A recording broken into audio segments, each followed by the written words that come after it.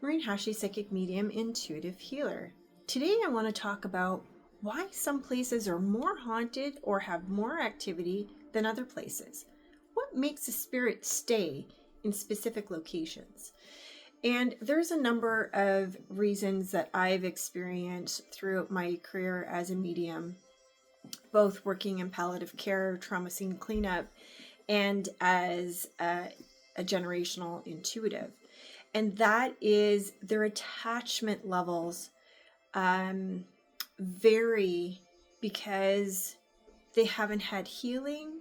So they haven't healed from their traumatic event of what caused them to pass on in this lifetime. So they haven't come to terms with their passing or accepted their death. Another reason is sometimes they linger around to assist their living. So when we're stuck, it's so windy today.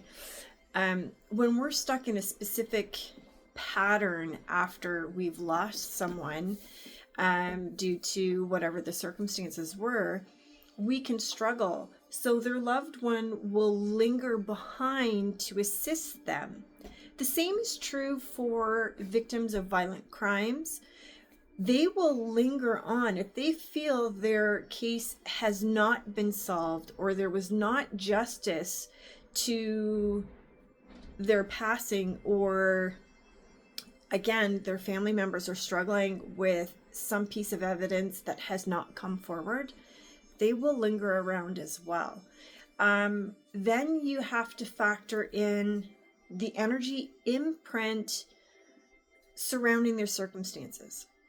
This is where things get a little bit trickier to understand because it's really complicated. In each case, each situation is different from another situation.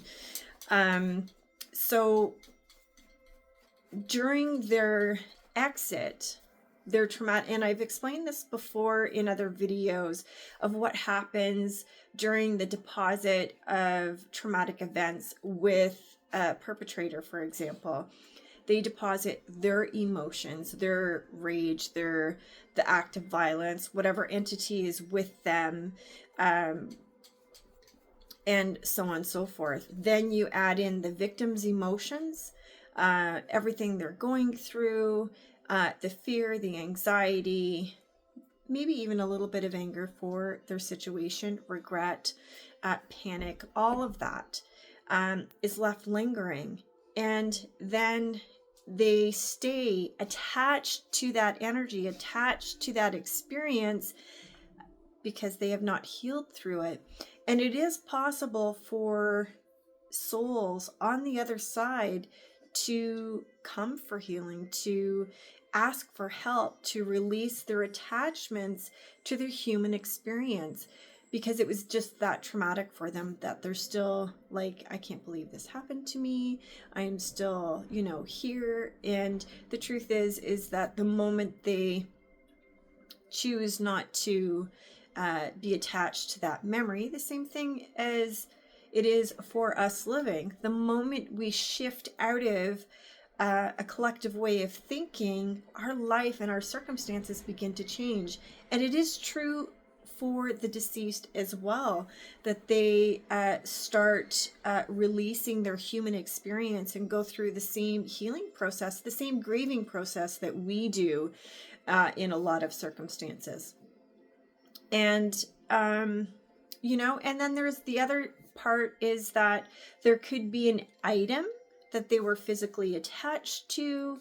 This, is quite common. If a little girl really loved a teddy bear or a doll, they will linger with the doll. Or if, they liked an armoire or a dresser or whatever the case may be, wherever, the item was located to, if the item was located and a part of their passing, there's a lot of energy on it, right? That doesn't mean that they're necessarily attached to it. It just means that you can sense their energy more prevalent with certain items because it was something that they held near and dear to their heart. It doesn't always mean that they're physically there. And I think sometimes that we draw in their energy And then there's familiar spirits. Now, familiar spirits are entities that like to mimic and mirror a person's energy, and for the purpose of deceit, to draw in your energy and lead you astray. You can always tell when this happens because there's a shift in energy in how they're coming through and the messages. It gets dicier, it's not supportive, it's not uplifting, and I personally stay away from that type of energy. I set the standard that God and the angels bring forth clear communication and do not allow the tricksters to come through. So there is a fine line with it all, and this is just something that I've learned through many decades of, being a medium and being of service and listening to the voices on the other side. And so then there's the fact of, how do you clear it? Well, come back to the next video and we'll get into that.